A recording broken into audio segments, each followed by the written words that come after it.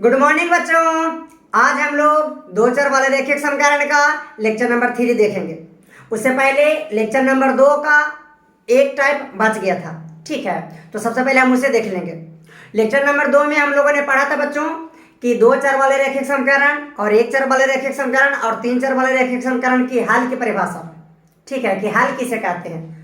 तो हमने देखा था कि x और y का वैसा मान जो दिए गए समीकरण को संतुष्ट करता है उसे हल कहते हैं। चलिए आइए, क्वेश्चन हमने बोर्ड पर लिख रखा है बच्चों। कहता है कि बताइए कि निम्नलिखित बिंदुओं में कौन कौन बिंदु समीकरण x - 2y = 4 के हल है और कौन कौन हल नहीं है। हमें 5 बिंदु दे दिया गया है, 0 2 2 0 4 0 √2 4 √2 एंड 1, इन 5 बिंदु में से बताना है कि कौन कौन बिंदु इस समीकरण के हल है और कौन कौन बिंदु समीकरण के हल नहीं है। यदि बच्चों बिंदु समीकरण के हल होंगे तो दिए गए समीकरण को क्या करेंगे, संतुष्ट करेंगे। चलिए, तो सबसे पहले पहला बिंदु को हम जांच देते हैं। पहला बिंदु हमारे पास है बच्चों 0,2, तो इसमें x का वैल्यू हो गया 0 और y का वैल्यू हो गया 2। अब x = 0 y = 2 इस समीकरण में रखेंगे, फिर देखेंगे कि दायां पक्ष और बायां पक्ष बराबर आ रहा है कि नहीं। चलिए देख लेते हैं। तो हमारे पास समीकरण है x - 2y = 4। x के मान रखना है कितना, 0 - 2, y के मान रखना है 2 = 4, 0 - 4 = 4, 0 में से 4 घटा तो -4 = 4। क्या -4 और 4 बराबर है? नहीं। इसका मतलब LHS एंड RHS बराबर नहीं है, बराबर नहीं है। इसका मतलब 0,2 इस समीकरण का हल नहीं है। चलिए इसको नोट कर लीजिए। बिंदु नंबर 2 इसको मिटा देते हैं। चलिए अब हम लोग देख लेते हैं बिंदु नंबर 2। बिंदु नंबर हमारे पास 2 कितना है, 2,0। हमारे पास समीकरण दिया हुआ है x - 2y = 4। अब इसमें x का वैल्यू देख लीजिए, x का वैल्यू 2 हो गया तो x की जगह 2 रख देंगे, -2 y के रखेंगे, y की जगह रखना कितना, 0 बराबर का 4, ये हो गया 2 और माइनस ये हो गया 0 बराबर का 4। अब यहां देख लीजिए, 2 में से 0 घटा तो 2 और बराबर का 4। क्या 2 और 0 4 बराबर है? नहीं। इसका मतलब LHS एंड RHS आपस में चूंकि बराबर नहीं है, इसका मतलब क्या हुआ कि बिंदु 2,0 इस समीकरण का हल नहीं है। तो दूसरा भी हल नहीं है, पहला भी हल नहीं है। अब हम लोग तीसरे बिंदु पे जांच लेते हैं कि क्या तीसरा बिंदु दिए गए समीकरण का हल है या नहीं। देखिए हमारे पास तीसरा बिंदु है बच्चों 4,0। इसका मतलब इस बिंदु में x का मान हमारे पास 4 है और y का मान हमारे पास कितना है, 0 है। आइए इस समीकरण में रख देते हैं, x - 2y = 4। x की जगह रख देना है बच्चों, x बराबर कितना है, 4, 4 - 2 गुना y के मान कितना रखना है, y के मान 0 बराबर 4। तो यहां से हो गया बच्चों 4 एंड 2 गुना 0 बराबर कितना, -0 बराबर 4। तो 4 में से 0 घटा 4 बराबर 4। देखिए LHS आपका 4 है एंड RHS भी आपका 4 है। इसका मतलब LHS एंड RHS क्या है, बराबर है। इसका मतलब 4,0 जो है इस समीकरण का हल है। बाकी शेष 2 बच्चों आप बना लीजिएगा, ठीक है ना। शेष 2, एक बच गया √2 एंड 4 √2, दूसरा बचा 1,1। आप इसको बना लीजिएगा कि इन दोनों में से कौन हल है या कौन हल नहीं है, ठीक है।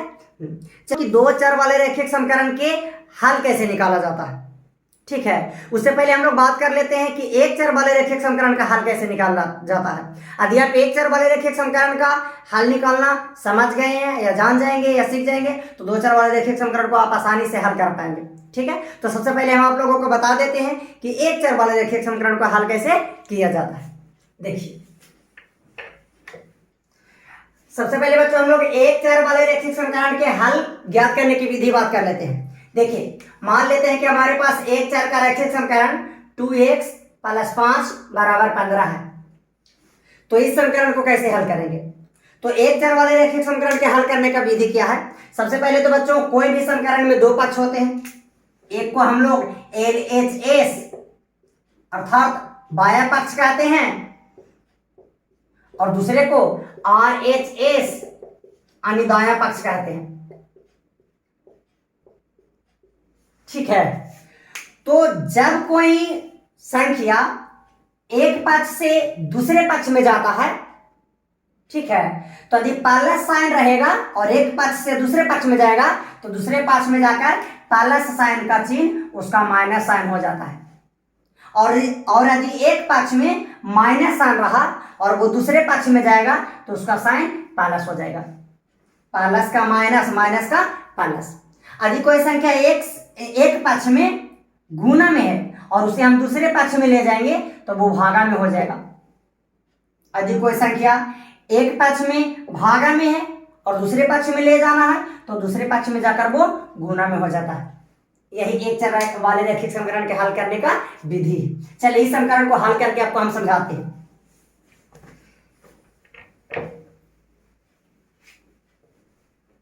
देखिए हमारे पास 2x + 5 = 15 है। बच्चों यदि हम बाएं पक्ष की बात करें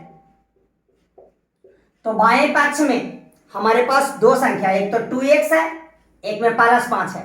दाएं पक्ष में हमारे पास एक संख्या है 15। तो सबसे पहले बायां पक्ष में जो आपको 5 है उसे हम दाएं पक्ष में भेज रहे हैं। तो बायां पक्ष में देखिए 5 किस चीज में है? प्लस में। तो दाएं पक्ष में जाकर 5 माइनस में हो जाएगा क्योंकि प्लस का माइनस हो जाता है। तो यहां से 2x लिख दिए बराबर का साइन। दाएं पक्ष में 15 था और बायां पक्ष में आपको +5 था तो दाएं पक्ष में चला गया तो हो गया कितना? -5। अब देख लीजिए बाएं पक्ष में अभी आपको केवल 2x बचा हुआ है। दाएं पक्ष में आपको दो है, एक 15 है, एक 5 है। लेकिन चूंकि इस साइड आपको +5 था इसीलिए उस साइड गया तो कौन साइड हो गया? सॉरी कौन हो गया? माइनस हो गया। चलिए 2x बच्चों 15 में से 5 गया तो कितना आया? 10। अब देखिए यहाँ पर 2x का मतलब है 2 गुना x। तो बाएं पक्ष में 2 और x गुना में है तो दाएं पक्ष में हो जाएगा तो भागा में हो जाएगा। चलिए तो यहां से x का मान अगर निकाल दे बच्चों तो 10। अब भागा हो जाएगा कितना? 2 यानी 5 दूनी कितना? 10। चलिए कुछ और एग्जांपल लेकर आप लोगों को समझाते हैं। देखिए बच्चों हमारे पास दूसरा एग्जांपल 3x - 6 = 21 है। अब LHS बाएं पक्ष में देख लीजिए। बाएं पक्ष में अभी दो संख्याएं हैं, एक तो 3x है, एक -6 है। दाएं पक्ष में यानी RHS में कौन है? आपको RHS में अभी एक संख्या है, केवल कौन? 21। तो सबसे पहले बाएं पक्ष से हम 6 को दाएं पक्ष में भेज रहे हैं तो 3x बराबर, ये बराबर जो है ना बाएं पक्ष और दाएं पक्ष को सेपरेट करता है, अलग करता है। तो 3x बराबर इधर है 21 और इधर जो कि -6 था हम उसको उस साइड में भेज दिए तो हो जाएगा कौन चीज? +6 माइनस का प्लस हो जाता है। चलिए तो 3x बराबर 21 हो गया कितना? 27। अब यहाँ से चूंकि गुना में है 3x का मतलब होता है 3 गुना x, तो इसलिए यहाँ से x का मान निकालिएगा तो इधर गुना में है तो उस साइड जाके हो जाएगा क्या? भागा में। तो हो जाएगा 27/3 9 तिया 27 अर्थात x का मान आ गया कितना? x बराबर आ गया 9। अब हम लोग बच्चों दो चर वाले रैखिक समीकरण के हल करने की विधि देखेंगे। वैसे तो बच्चों दो चर वाले रैखिक समीकरण के हल निकालने के 3 विधियां हैं, बृहस्पति विधि, प्रतिस्थापन विधि और विलोपन विधि। ठीक है, लेकिन आपको क्लास 9th में पढ़ना नहीं है, आपको ये सब क्लास 10th में पढ़ना है। ठीक है, तो आपको 9th में क्या पढ़ना है कि कोई भी आपको समीकरण दे दिया जाएगा। जैसे हमारे पास एक समीकरण है 2x + y = 7। कहता है इस समीकरण के आप 4 हल ज्ञात करें। तो बच्चों सबसे पहले जान ले कोई भी रैखिक समीकरण यदि दो चर का है तो दो चर वाले रैखिक समीकरण के अनेक हल होते हैं, अरबों खरबों हल होते हैं, जिसे अनेक हल कहा जाता है। ठीक है, तो हमारे पास एक समीकरण दिया गया 2x + y बराबर कितना? 7। इसका मात्र कहता है 4 हल ज्ञात करें। इस समीकरण के कितना हल ज्ञात करना है? 4 हल। तो दो चर वाले रैखिक समीकरण को सर्वप्रथम आप एक चर वाले रैखिक समीकरण में कन्वर्ट कर दें। सर कैसे? अब बच्चों इच्छा अनुसार कुछ भी x या y का कुछ भी वैल्यू ले सकते हैं। जैसे देख लीजिए, जब x बराबर हम 0 ले लेते हैं, कहां से? अपने इच्छा अनुसार। चूंकि दो चर वाले रेखीय समीकरण के अनेक हल होते हैं और हमें इस समीकरण के कितना हल निकालना है? 4 हल। तो अपने इच्छा अनुसार x या y का मान आप कुछ भी पुट कर सकते हैं। चलिए, जब हम x बराबर कितना रख दिए? 0, इस समीकरण में आप रख दीजिए, इससे आपको एक चर का समीकरण प्राप्त हो जाएगा। 2 गुना x के जगह रखे 0 प्लस y बराबर 7। ये तो हो गया 0, 2 गुना 0 बराबर 0, तो y बराबर कितना?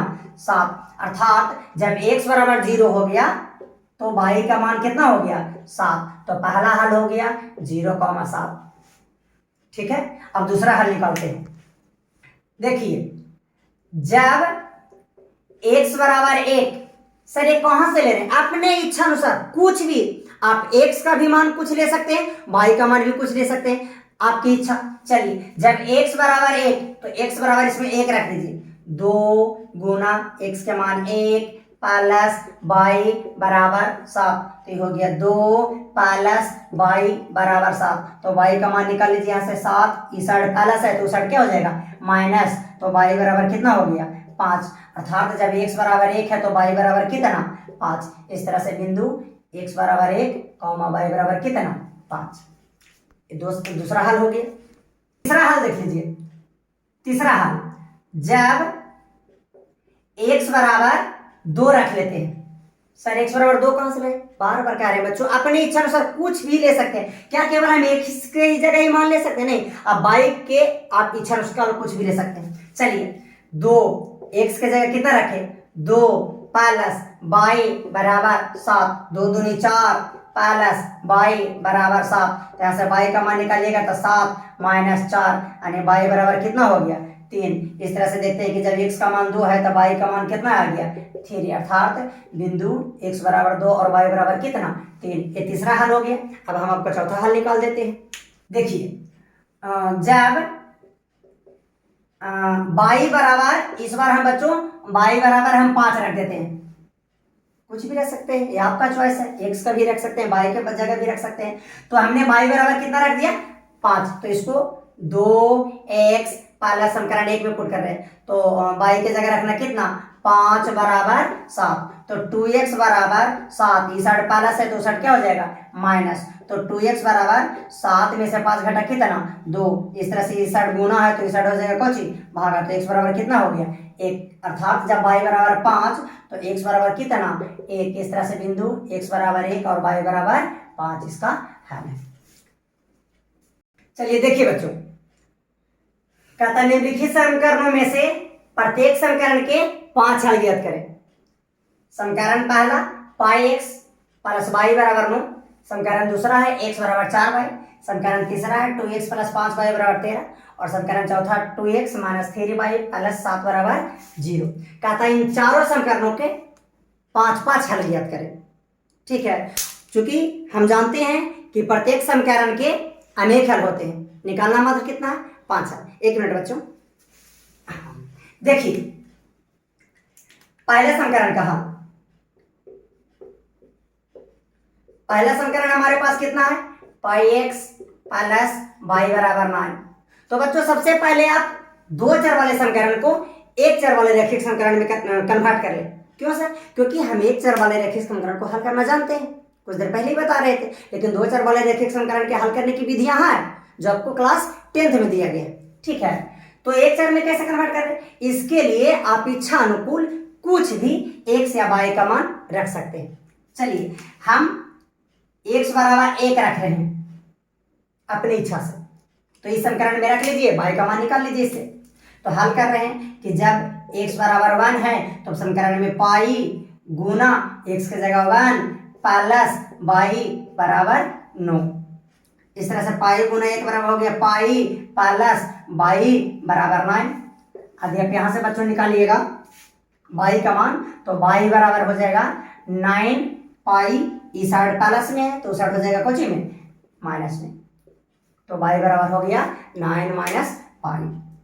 इस तरह से इस समीकरण का पहला हल हो गया, x बराबर 1 और y बराबर 9 माइनस पाई। ठीक है, अब इस समीकरण का दूसरा हल निकाल देते हैं। देखिए, जब x बराबर हम 2 ले रहे हैं, ये आपका चॉइस है, कुछ भी ले सकते हैं। जब x बराबर 2, तो इस समीकरण में रख दीजिए पाई गुना x के जगह 2 प्लस बाई बराबर का 9। 2 गुना पाई बराबर हो जाएगा 2 पाई प्लस बाई बराबर 9। यहाँ से बाई का मान निकलेगा तो इस साइड प्लस में है तो छोड़ जाएगा कोची, तो बाई बराबर हो जाएगा 9। इधर प्लस का 2 पाई है तो इधर हो जाएगा माइनस का 2 पाई। इस तरह से देख रहे हैं हम कि जब x का मान 2 है तो बाई का मान कितना आ गया, 9 माइनस 2 पाई। ठीक है, दूसरा हल हो गया। अब हम तीसरा हल निकाल लेते हैं।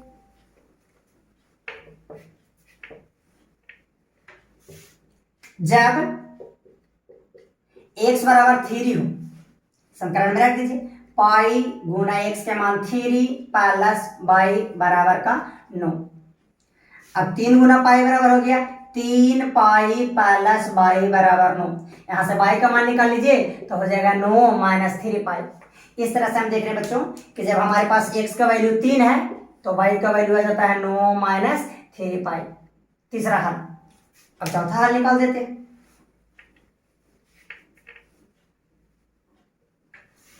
जब x बराबर 4 हो, समीकरण में रखिए पाई गुना x का वैल्यू 4 प्लस बाई बराबर 9।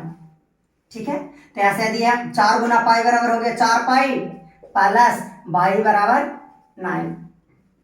बाई का मान निकालेंगे बच्चों, इस साइड प्लस में है तो छोड़ा जाएगा कोची में, माइनस में, तो 9 माइनस 4 पाई। इस तरह से देख रहे हैं कि जब x की वैल्यू हमारे पास 4 है तो y की वैल्यू 9 माइनस कितना है, 4 पाई। ठीक है, अब हम लोग पांचवा हल देख लेते हैं। जब हमारे पास x बराबर 5 हो तो x बराबर 5 इस समीकरण में रख दीजिए। इससे दो चर के समीकरण एक चर में कन्वर्ट हो जाएगा, फिर एक चर के समीकरण को हम हल कर सकते हैं। तो पाई गुना x की वैल्यू 5 प्लस बाई बराबर 9, तो 5 गुना पाई बराबर हो गया 5 पाई प्लस बाई बराबर 9। इस तरह से बच्चों हम बाई का मान निकालेंगे तो 9 माइनस इधर प्लस 5 बाई है तो उधर हो जाएगा माइनस का 5 पाई। इस तरह से हम देख रहे हैं कि जब x की वैल्यू हमारे पास 5 है तो y की वैल्यू आ जाता है 9 माइनस कितना, 5 पाई। ठीक है, तो इस तरह से समीकरण 1 का ये 5 हल निकल गया। अब हम समीकरण 2 का 5 हल निकाल देते हैं। देखिए, मिटा देते हैं। देखिए, हमारे पास समीकरण 2 हमारे पास है x बराबर 4y। ठीक है, तो बच्चों सबसे पहले जब y बराबर 1 रख देते हैं, समीकरण 1 में रख दीजिए x बराबर 4 और y की जगह हम कितना रख रहे हैं, 1, तो 4 गुना 1 बराबर कितना, 4। इस तरह से पहला हल निकाल गया कि x का मान हमारे पास 4 आया, अब y का मान कितना आया, 1 आया, पहला हल। अब इसका दूसरा हल निकाल देते हैं। जब y बराबर 2 हो, आप कुछ भी ले सकते हैं, x के जगह भी 2 लिख सकते हैं, y के जगह 2 लिख सकते हैं, ये आपका चॉइस है। चलिए, x बराबर हमारे पास समीकरण है 4 गुना y का वैल्यू कितना आया है, 2, तो x बराबर कितना हो गया, 8, अर्थात y बराबर 2 तो x बराबर कितना, 8। चलिए, इसका तीसरा समीकरण तीसरा हल निकाल देते हैं। जब y बराबर 3 हो तो x बराबर 4 गुना y की जगह 3 रख देंगे तो x बराबर कितना आ गया, 12, अर्थात जब y बराबर 3 तो x बराबर 12। आप इसे शॉर्ट में भी लिख सकते हैं कि भाई जब x का मान 12 है तो y का मान कितना है, 3, या y का मान 3 है तो x का मान 12 है। चलिए, ये तीसरा हल हो गया। अब हम लोग इसका चौथा हल की बात कर लेते हैं। हम ले लेते हैं कि जब x बराबर 4, सॉरी x बराबर 4 ले लीजिए, कोई दिक्कत नहीं है, ले सकते हैं। चलिए, x का जगह 4 ले लिए तो x बराबर 4, इधर हो गया 4 बाई। ठीक है, इस साइड गुना में, इस साइड गुना में, इस साइड गुना में, तो इस साइड गुना में आ जाएगा तो बट्टा में, तो 4 से 4 कट गया तो y बराबर कितना हो गया, 1। चलिए, इसका पांचवा हल निकाल देते हैं। जब हमारे पास y बराबर 5 हो, तब x बराबर 4 गुना y की जगह 5 लिख देंगे, तो x बराबर 5 कितना हो गया 20। इस तरह से बच्चों हम दो समीकरण के हल 5 को निकाल दिए, बचा दो समीकरण, पहला तो तीसरा 2x प्लस 5y बराबर 13 और दूसरा 2x माइनस 3y प्लस 7 बराबर 0। आप इन दोनों समीकरणों को 5 हल निकाल कर कमेंट करें। शेष हम लोग अगले एपिसोड में देखेंगे।